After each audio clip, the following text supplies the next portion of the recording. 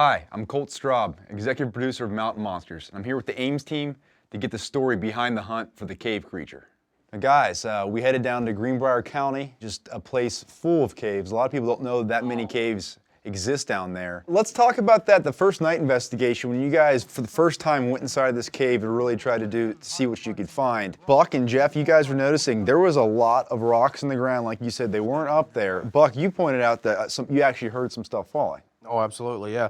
And I think that's a big reason why I was very uncomfortable about being in there. And Huckleberry told me, he said, these caves have been around for thousands of years, Buck. He said, they ain't gonna collapse now. And I'm sitting there thinking, bull crap, you don't know my luck, you know? That's what he told me. One rock. All it takes is one rock, so I'm done. And I'll tell you something else no one knows, and Bill won't admit to it. When we were working between the southern cave entrance and the northern cave entrance where Buck was at one point in time, my buddy Bill got a little nervous, and Jeff started to pick at him a little bit because these two pick at each other constantly. I looked around at Jeff and I said, "Don't do it." And I was dead serious. You were right. And we always say terrain is dangerous. That's probably the most dangerous situation we was ever in. Well, before you guys got down there, Willie, we saw you and Bill test out a snare out there. Tell me about when Trapper showed up and all of a sudden the cow started going crazy. But I ain't never seen a cow's tongue that long sticking out the side of his head and banging off his ears and his lower chin. Continuously, like. Oh yeah, just stood out there in the field. Yeah. I've never The damnest tongue I ever seen on a cow. It wasn't wide, it was about that long. It flopped clear down under her jaw and she'd throw it up above her nose, wouldn't she? Looked like it was broke. You can't break a tongue. Well, that's what I was telling. Like it was broke. I can't imagine she got it all back in her mouth. One time I thought she maybe swallowed a big piece or something, looked like they was sticking out of its mouth. I've been around Wild Bill for a long time, but I can tell you right now, the only thing he knows about a cow is what he sees on his plate in front of him. He knows steaks and hamburgers. Yeah, that's Big it. old glass of moo juice. Moo juice.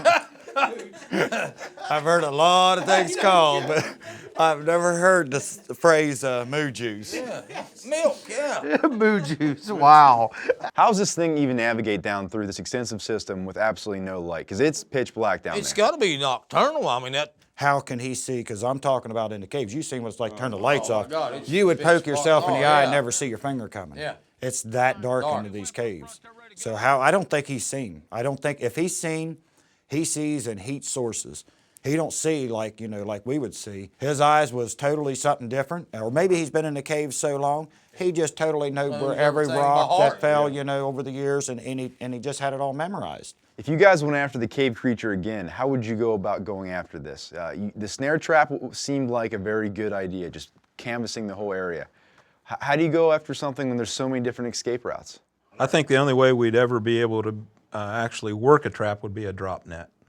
And we'll have to figure out some kind of trigger mechanism that would he'd be unaware of. I really probably don't think we need to worry about that because I doubt if we ever go back after the cave creature. And I'll tell you why. The cave creature just comes out once in a while to feed on a deer or something he catches right there. The worst thing the cave creatures ever did is scare the shit out of some cavers, besides grabbing Willie. You see? That we know of. That we know of. Other than him stealing a cow every once in a while, because I know there's a couple cow bones and stuff in there, I don't see any potential threat. I don't never remember hearing a cave, somebody caving that come up missing. So other than maybe a goat or a cow or a sheep or something coming up missing, or a deer or whatever that he's feeding on, and I think he's doing it totally in the middle of the night because I don't believe he's ever seen light. I don't think he can take the light. I don't think he can either. It sounds like the cave creature and also the cave system, both of them got your respect. Oh, yeah. Oh, definitely. That's one thing you do. You leave it with respect. Well, guys, thanks for sharing your experience with the cave creature. Willie, I'm glad you're okay. Jeff, I'm glad you got to go caving.